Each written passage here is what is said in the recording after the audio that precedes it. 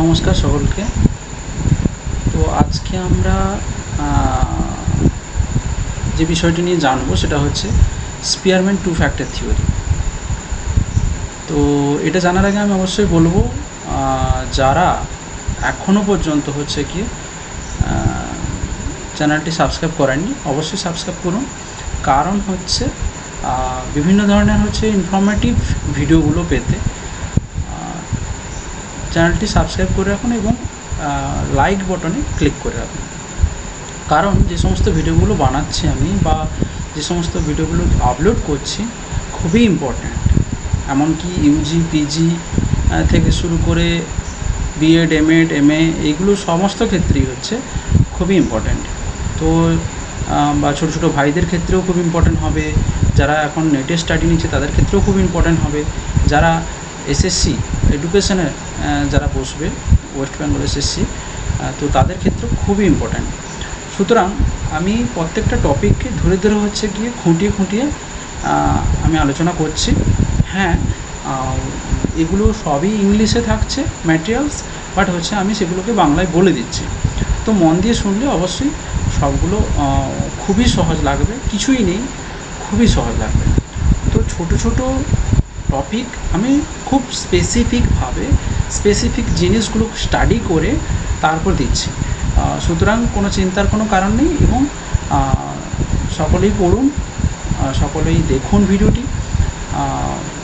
আরও কিছু যদি মনে হয় যে কারণ আপনাদেরই হচ্ছে আপনারা যদি উৎসাহ দেন আরও ভালো ভালো হচ্ছে আমি খুব ইনফরমেটিভ ভিডিওগুলো নিয়ে আসবো। সুতরাং কথা না বলে এবার এগিয়ে যাই। যে স্পিয়ারম্যান টু ফ্যাক্টর থিওরি বলার আগে আমি একটা কথা বলতে চাই। অ্যাকচুয়ালি ইন্টেলিজেন্স থিওরির টু ফ্যাক্টর থিওরিটা জানার আগে আমরা জানতে হবে যে ইউনিফ্যাক্টর থিওরি, যেটা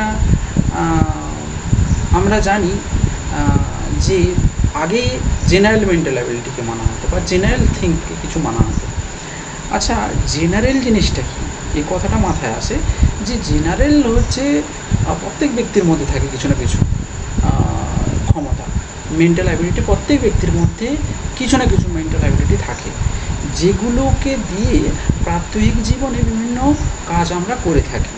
আচ্ছা, যেরকম বলা হয় এই তোর একটা সাধারণ জ্ঞান নেই, এটা করতে পারছিস না, তাহলে এই যে জিনিসগুলো বলছে তাহলে এতে তোর সাধারণ জ্ঞান নেই।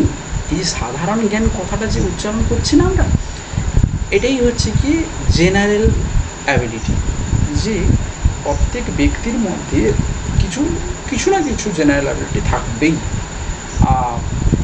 তো এই জেনারেল অ্যাবিলিটিগুলো প্রতিনিয়ত আমাদেরকে কিন্তু সাহায্য করে চলেছে, প্রত্যেক মুহূর্তে এগুলো কিন্তু একটু হলেও হচ্ছে কাজ করতে থাকছে। তো এই নিয়ে তিনি হচ্ছে এই নিয়ে বিশেষ করে আমরা দেখতে পাই যে স্পিয়ারম্যান কথা বললেন যে শুধুমাত্র জেনারেল অ্যাবিলিটি কিন্তু কাজ করে না, জেনারেল অ্যাবিলিটির সাথে সাথে কিছু কিছু স্পেসিফিক অ্যাবিলিটি থাকে।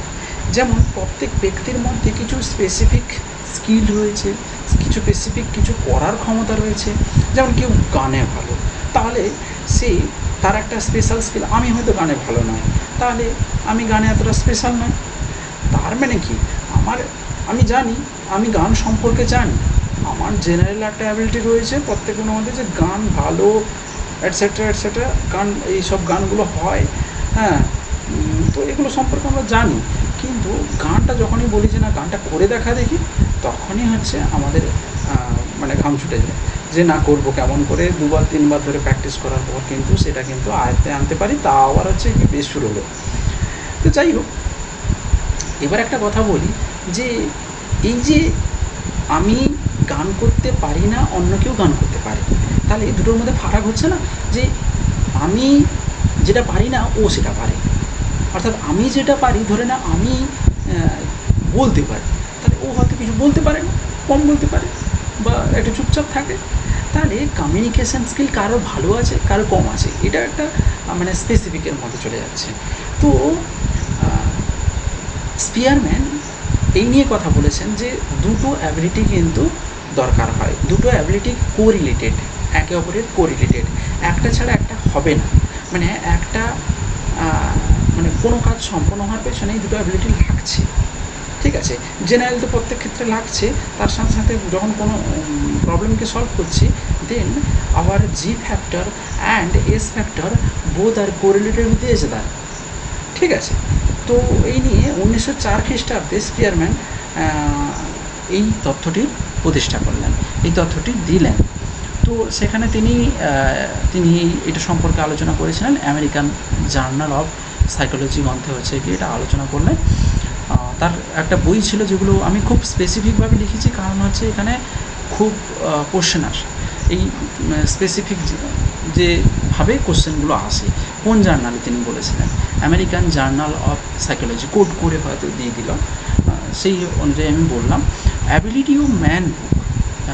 তো অ্যাবিলিটি অফ ম্যান এই বুকটি লিখেছেন চার্লস স্পিয়ারম্যান, এবং আরও লিখেছেন যেটা হচ্ছে general intelligence objectively determined and measured, এটাও তিনি লিখেছেন। তো এই যে আমি বললাম অ্যাবিলিটি অফ ম্যান এবং general intelligence objectively determined and measured, তো এই টার্মগুলো মনে রাখবেন সকলে, কারণ এইগুলো হচ্ছে গিয়ে কোড করে দিয়ে দিল যে এটা কে বলেছেন, হতে পারে। তো এখানে তিনি হচ্ছে ম্যাথমেটিক্যাল বেসটাকে দেখিয়েছেন যে কীভাবে জেনারেল এবং mental ability both are correlated. তো এই যে কোরিলেশনের যে ব্যাপারটা আসছে না, এই কোরিলেশনটাই হচ্ছে আমরা মূলত জানবো পজিটিভ কোরিলেশন, নেগেটিভ কোরিলেশন এবং তার সাথে সাথে জিরো কোরিলেশন। তো এই পজিটিভ কোরিলেশনের যে জায়গাটা, যে পজিটিভ কোনটা, পজিটিভ বলতে যেটা সমস্ত বৌদ্ধিক কাজগুলো নিয়ে আমরা পরীক্ষা, যে সমস্ত বৌদ্ধিক কাজগুলো গাণিতিক সংখ্যা দ্বারা পরীক্ষা করা হয়ে থাকে, মানে সেখানে হচ্ছে কোরিলেশনের ব্যাপারটা আসছে। অর্থাৎ আমি কোরিলেশনের অনেকে ম্যাথ করেছে, কোরিলেশনে আর দ্বারা আর সহগতি সহাঙ্ক দ্বারা চিহ্নিত করা হয়। তো সেখানে পজিটিভ কি, যখন দুটো চলের মানে আমরা যখন হচ্ছে ভ্যারিয়েবল বলি না, সেই দুটো ভ্যারিয়েবল বা দুটো চলের মধ্যে যখন পরিবর্তনে একটা বৃদ্ধি যেমন হয়, ঠিক মানে একইভাবে অপরটাও বৃদ্ধিত হচ্ছে, মানে একটার সাথে সাথে অপরটাও বাড়ছে, তাহলে সেটা হচ্ছে পজিটিভ কোরিলেশন। যেমন তাপমাত্রা, উদাহরণ দিলে বোঝা যাবে যে পজিটিভ কোরিলেশনের যে উদাহরণটা কী হবে, যে তাপমাত্রা বাড়ার সাথে সাথে পারস্তম্ভের উচ্চতা বাড়লো, তার মানে কি এটা পজিটিভ কোরিলেশন। দেন নেগেটিভ আসছে, নেগেটিভটা কি বোঝা গেল পজিটিভ। নেগেটিভটা হচ্ছে যখন একটা বৃদ্ধি হলে অপরটা হ্রাস পাচ্ছে, একটা মানে চলের বাড়ার সঙ্গে সঙ্গে অন্য চলের হ্রাস হচ্ছে, তাহলে সেই যে রিলেশনশিপটা তৈরি হচ্ছে সেখানে নেগেটিভ কোরিলেশন তৈরি হচ্ছে। যেমন একটা উদাহরণ দিলে বোঝা যাবে ভালো করে, যে দুটি পাত্রের জল একটি অপরটিতে ঢাললে যেমন মানে কমে যায়, যেমন হচ্ছে আমি যদি বলি তাহলে কি হচ্ছে, একটাতে আবদ্ধ হয়ে যাচ্ছে না, দুটো পাত্রের জলকে আমি একটাতে দিয়ে দিচ্ছি, মানে একটি অপরটিতে ঢালছি। ধরে নাও একটা জিনিস হয়, আমরা একটা ভালো দারুণ এক্সাম্পল দেখেছিলাম যে একটা জায়গায়, মানে এটাই বললে ভালো হবে যে একটা ঢালছি তখন একটা কম দেখাচ্ছে বা কমে যাচ্ছে, যখন দুটি পাত্রের জল একটি অপরটিতে ঢালছে তখন এটা কিন্তু নেগেটিভ কোরিলেশন, বোঝা গেল। তাহলে জিরো কোরিলেশন কোনটা, যেখানে কিন্তু কোনো সম্পর্ক নেই। নেগেটিভে আমরা দেখলাম কি একটার বাড়ার সাথে সাথে অন্যটা কমছে, তাই না, তো তার জন্য এটা নেগেটিভ। জিরোতে কিন্তু কোনো বাড়া কমা থাকছে না, মানে সেখানে কি হচ্ছে ব্যাপারটা, সেখানে দৈহিক, জিরোটা হচ্ছে দুটো চলার মধ্যে কোনো সম্পর্ক নেই, দৈহিক বৃদ্ধি বা হচ্ছে গিয়ে দৈহিক শক্তির সঙ্গে সঙ্গে মানসিক শক্তির কোনো সম্পর্ক নেই। মানে আমরা কোনো ব্যক্তির আকারে বিশাল মানে সে হচ্ছে বিশাল ইন্টেলিজেন্ট হবে এমন কোনো মানে নেই, বা কোনো ব্যক্তি দেখতে ভালো মানে সে বুদ্ধি ভালো হবে তার কোনো মানে নেই, কোনো ব্যক্তি কুৎসিত দেখতে মানে তার যে বুদ্ধি খারাপ সেটাও বলা যাবে না। তো এই যে জিনিসগুলো বললাম কথাগুলো, মানে বুদ্ধির সাথে আমার বা হচ্ছে আমার চেহারার সাথে আমার হচ্ছে কি ফেসিয়াল ফেসের সাথে আমার কিন্তু মানে বুদ্ধির কোনো সম্পর্ক নেই, বা হচ্ছে আমার মানসিক শক্তির কোনো সম্পর্ক নেই।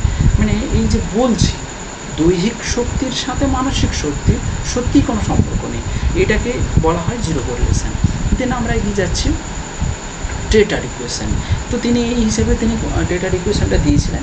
টেটার ইকুয়েশনে যেখানে আছে আমরা মানে অনেকে জানেন আপনারা যে কীভাবে হচ্ছে যদি আমরা একটা এক্সেলে সাজাই ABCD করে, আবার বাম দিকে যদি এক্সেলে সাজাই ABCD করে, তাহলে প্রত্যেকটা দেখবে এর এইভাবে কোরিলেশনশিপ তৈরি হয়, যেরকম এক্সেলে যেরকম তৈরি হয় না, সেরকম রিলেশনশিপটা তৈরি হয়। তো সেই ইকুয়েশানটাকে তিনি দিয়েছেন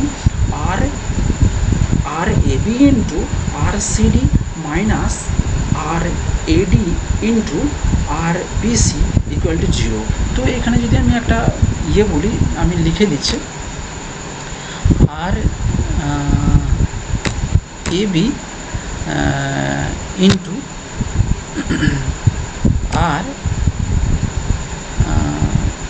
RCD minus RAD into RBC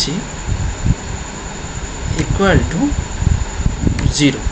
তার এই যে ইকুয়ালসটা, এই যে স্টার মার্কেট টাইপেরটা না, এটা হচ্ছে কি ইন্টু হিসেবে সবাই ধরবেন, কারণ এখানে ইন্টু ডাইরেক্ট আসছে না, কারণ আমাকে আবার ইকুয়েশনে গিয়ে ওটাকে দিতে হবে। সুতরাং RAB, আর এগুলো স্মল লেটার হবে, সবই স্মল লেটার, ঠিক আছে। তো RAB into RCD minus RAD into RBC equal to 0। এই ইকুয়েশনটা অনেক সময় পরীক্ষা দিয়ে দেয়, এটা বা কী ধরনের ইকুয়েশন, টেটার ইকুয়েশন কি হয়তো দিয়ে কিছু অপশান দেওয়া হলো, তো এরকম আসতে পারে। তারপরে আমরা চলে আসছি এই যে জেনারেল মেন্টাল অ্যাবিলিটি আর হচ্ছে স্পেসিফিক মেন্টাল অ্যাবিলিটি, এটা কীভাবে কাজ করছে, এর প্রসেসটা কেমন। যেমন কাজ কিন্তু হচ্ছে, দেখো এখানে আমি বলেই রেখেছি যে ওয়ার্ক 1, ওয়ার্ক 2, ওয়ার্ক 3, যে কাজ ভিন্ন হতে পারে, কিন্তু প্রত্যেক কাজের ক্ষেত্রে এখানে জেনারেলের ঘরটা, এই যে ইয়েলো কালারের ঘরটা, এটা হচ্ছে কি জেনারেলের সাইকেলটা। তো এখানে দেখো একটা মানে ওয়ার্ক 1-এর কাজ করতে গেলে কিছু জেনারেল অ্যাবিলিটিও দরকার হচ্ছে, ওয়ার্ক 2-এর কাজ করতে গেলে কিছু জেনারেল অ্যাবিলিটিও দরকার আছে, এই যে জায়গাটা যে ঝুঁকে আছে। তো আবার ওয়ার্ক 3-এর কাজ করতে গেলে কিছু জেনারেল অ্যাবিলিটিও দরকার হচ্ছে। দ্যাট মিনস প্রত্যেকটা কাজের ক্ষেত্রে প্রত্যেকটা স্পেসিফিক, এই যে S1, S2, S3 যে বলা আছে না, এই যে S1 মানে কি specific mental ability 1, specific mental ability 2, specific mental ability 3। তো স্পেসিফিক মেন্টাল অ্যাবিলিটি এই যে প্রত্যেকটা ওয়ার্ক 1-এর ক্ষেত্রেও স্পেসিফিক মেন্টাল অ্যাবিলিটি লাগছে, ওয়ার্ক 2-এর ক্ষেত্রেও লাগছে, ওয়ার্ক 3-এর ক্ষেত্রেও লাগছে। তার মানে ওয়ার্ক 1-এর ক্ষেত্রে যে স্পেসিফিক মেন্টাল অ্যাবিলিটি লাগছে, তার সাথে সাথে কিন্তু জেনারেল মেন্টাল অ্যাবিলিটিও লাগছে, তাহলে কম হলেও লাগছে। এই যে ঘরের মধ্যে ঢুকে আছে, এই জন্য আমি দেখাচ্ছি যে জেনারেল মেন্টাল অ্যাবিলিটি কিন্তু প্রত্যেক ওয়ার্কের ক্ষেত্রে লাগবে। সুতরাং বোঝা গেল। এবার চলে আসি জেনারেল মেন্টাল অ্যাবিলিটি বা জি ফ্যাক্টরটার কতগুলো ক্রাইটেরিয়া রয়েছে। যেমন এটা ইনব্রন, এটা হচ্ছে মানে বলা যেতে পারে এটা থাকবে প্রত্যেক ব্যক্তির মধ্যে, এবং কনসিস্টেন্স থাকবে। কনসিস্টেন্ট মানে হচ্ছে এটা কম বেশি প্রত্যেকের মধ্যে থাকবে, এবং এটা ডিফারেন্ট ফ্রম ইন্ডিভিজুয়াল টু কারোর মধ্যে বেশি থাকবে, কারোর মধ্যে কম থাকবে, এটা ভ্যারি করে person to person but individual two individual. এবং it also connected each and every activity of our life.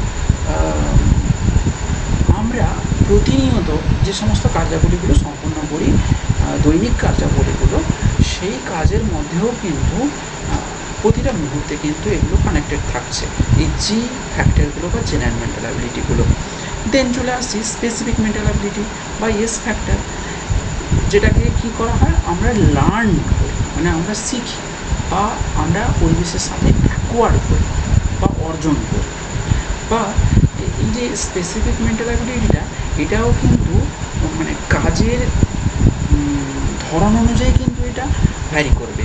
আমি কোন কাজের ক্ষেত্রে কী ধরনের স্পেসিফিক মেন্টাল অ্যাবিলিটি ব্যবহার করছি সেটাও কিন্তু ডিপেন্ড করে। তার মানে ধরে নেওয়া যাক, আমি যেটা বলছিলাম যে আমি কোনো হ্যান্ডমেড জিনিস তৈরি করতে পারি, বা কেউ হয়তো হ্যান্ডমেড জিনিস ভালো, যেরকম শান্তিনিকেতনের যদি যারা থাকে তারা খুব দেখবেন যে যে সমস্ত গ্রামের বা হচ্ছে সেই এই এলাকার বশবর্তী শান্তিনিকেতন এলাকার তারা কিন্তু ওই হাতের তৈরি জিনিস খুব ভালো পারে। মানে তাদের যে প্রত্যেকটা স্পেসিফিক যে ওয়ার্কগুলো করে থাকেন প্রত্যেকটা কিন্তু ভাগ রয়েছে। তারা প্রত্যেকটা ফিল্ডে সেই রকম কেউ হচ্ছে গিয়ে হাতের কাজ ভালো পারে, কেউ মাটির কাজ ভালো পারে, কেউ হচ্ছে আবার কাপড়ের কাজ ভালো পারে। So it's different from activity to activity vary করছে। তো ইন্ডিভিজুয়াল ডিফারেন্সও থাকছে। কোথায়?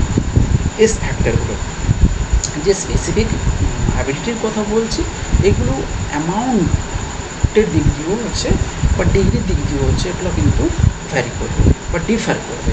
যেমন কারোর স্পেসিফিক অ্যাবিলিটি হয়তো ভালো বা বেশি আছে, কারোর স্পেসিফিক অ্যাবিলিটি সেই বিষয়ে কম আছে, কারোর গানের হচ্ছে স্পেসিফিক অ্যাবিলিটি ভালো আছে, কারোর কম আছে, বাট আছে।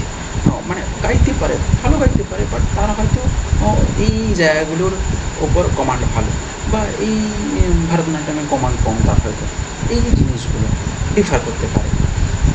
তারপরে আমরা জেনে নেব যে এডুকেশনাল ইমপ্লিকেশান কি, যে এই যে তথ্যটা আমরা পড়লাম, এই যে থিওরিটা পড়লাম, স্পিয়ারম্যান যেটা দিয়েছেন জেনারেল এবং স্পেশাল মেন্টাল অ্যাবিলিটির যে সমন্বয়টা দেখিয়েছেন, যে কোরিলেশনটা দেখিয়েছেন, যে ইকুয়েশনটা দেখিয়েছেন উনি, তো সেটা সম্পর্কে আমরা কী জানবো? অ্যাকচুয়ালি এটা সম্পর্কে জানার একটাই বিষয়, মানে কিছু বিষয় রয়েছে, একটা নয় অনেকগুলো বিষয় রয়েছে।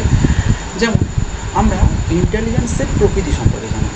যেমন বিদ্যালয়ে অনেক সময় কি হয় না, আমি একদম পুরো স্কুল লেভেলের কথা বলছি, কারণ অনেকেই তো এসএসসি দিয়ে স্কুলেই যাবেন। তো আপনাদেরকে বলবো যে স্কুলে গিয়ে কি হয়, বাচ্চাদের আমরা তার স্পেসিফিক অ্যাবিলিটিগুলোকে বুঝতে পারি না, তাদের হচ্ছে কোন দিকে তার বেশি ক্ষমতা রয়েছে সেটা বুঝতে পারি না, তা না বুঝে সঙ্গে সঙ্গে তার উপর চাপিয়ে দিই। এই যে জিনিসগুলো, এগুলো যেন আমাদের বুঝতে হয় যে তার স্পেশাল অ্যাবিলিটি কোন দিকে কাজ করছে, সেই অনুযায়ী তাকে হচ্ছে টিচ করা উচিত বা টিচিং দেওয়া উচিত, তো বা তাকে এনহ্যান্স করা উচিত তার সেই ক্ষমতাটার সাথে। আবার বলতে পারি ইন্ডিভিজুয়াল ডিফারেন্স। অবশ্যই এখনই আমরা জানলাম যে ইন্ডিভিজুয়াল ডিফারেন্স থাকে, আমরা এটা অনেক দিন থেকেই জানি যে হচ্ছে ইন্ডিভিজুয়াল ডিফারেন্সটা হচ্ছে ভ্যারি করে প্রত্যেক ব্যক্তির মধ্যে। কারণ একজন ব্যক্তি যেটা ভালো পারে অন্যজন ব্যক্তি সেটা ভালো নাও পারতে পারে, সুতরাং ইন্ডিভিজুয়াল ডিফারেন্স রয়েছে। এবং আচ্ছা, একটা কোশ্চেন আছে যে তাহলে কি এটাকে কোনোভাবেই জেনারেল বা স্পেসিফিক অ্যাবিলিটি কোনোভাবেই কি মডিফাই করা যায়? Obviously we can modify them. কীরকম? Through the learning, through the training আমরা সেটাকে মডিফাই করতে পারবো বা আমরা কারেকশান করতে পারবো। ঠিক আছে? তো এই যে সমস্ত অ্যাবিলিটিগুলোকে আমরা মডিফাই করতে পারবো। দেন কনস্ট্রাকশান কী করতে পারি এটার দ্বারা? এই যে থিওরির দ্বারা আমরা অ্যাবিলিটি টেস্ট করতে পারি। প্রত্যেক ব্যক্তির মধ্যে আমরা অ্যাবিলিটি টেস্ট করতে পারি, কোন দিকে তার অ্যাবিলিটি ভালো রয়েছে, কোন দিকে তার অ্যাবিলিটি কম রয়েছে, সেটার কিন্তু অ্যাবিলিটি টেস্টের একটা হচ্ছে প্রকল্পনা বা হচ্ছে একটা টেস্ট কনস্ট্রাকশান করতে পারি। ঠিক আছে? তো বোঝা গেল যে স্পিয়ারম্যান টু ফ্যাক্টর থিওরি সম্পর্কে ক্লিয়ার হয়ে গেল। জাস্ট দুটো জিনিস আছে এবং সেটা ক্রাইটেরিয়াগুলো কী কী এবং সেটা এডুকেশনাল ইমপ্লিকেশানে কীভাবে লাগছে, এই জিনিসগুলোই জানতে হবে। আর পরীক্ষায় এমনই আসবে, আমি তো বাংলায় পুরোটা বললাম, যাদের ইংরেজিতে দেখার বা পড়ার অবশ্যই আমি সব দিয়ে দিয়েছি, দেখুন। আবার যাদের বাংলায় শোনার বোঝার আমি পুরোটা বুঝিয়ে দিলাম, আশা করি কোনো সমস্যা হবে না। Thank you to all of you. তো পরবর্তীকালকে আমি বিশেষ করে এটা আপলোড করব, আপনার এমসিকিউগুলো, পার্সোনালিটি এবং ইন্টেলিজেন্সের এমসিকিউগুলো আপলোড করব। অবশ্যই দেখবেন, খুব ভালো লাগবে এমসিকিউগুলো। আর এমসিকিউগুলো 30-40টা মতো এমসিকিউ দেবো, অবশ্যই দেখুন, অনেকটা ক্লিয়ার হবে, অনেকটা কনফিডেন্স গ্রো হবে। ঠিক আছে? সো এখনও পর্যন্ত যারা সাবস্ক্রাইব করেনি অবশ্যই সাবস্ক্রাইব করে নিন, কারণ এতে হচ্ছে আমার লাভ নয়, আপনাদেরই লাভ। কারণ খুব ইম্পর্ট্যান্ট ভিডিওগুলো আমি আপলোড করছি, আর নট অনলি একটা জায়গা থেকে পড়াশোনা করছি, বিভিন্ন জায়গা থেকে পড়ে কিন্তু আমি জিনিসগুলো দিচ্ছি, সুতরাং খুব ভালো লাগবে। So thank you to all of you. আজকে এই পর্যন্ত, তাহলে রাখছি এবার।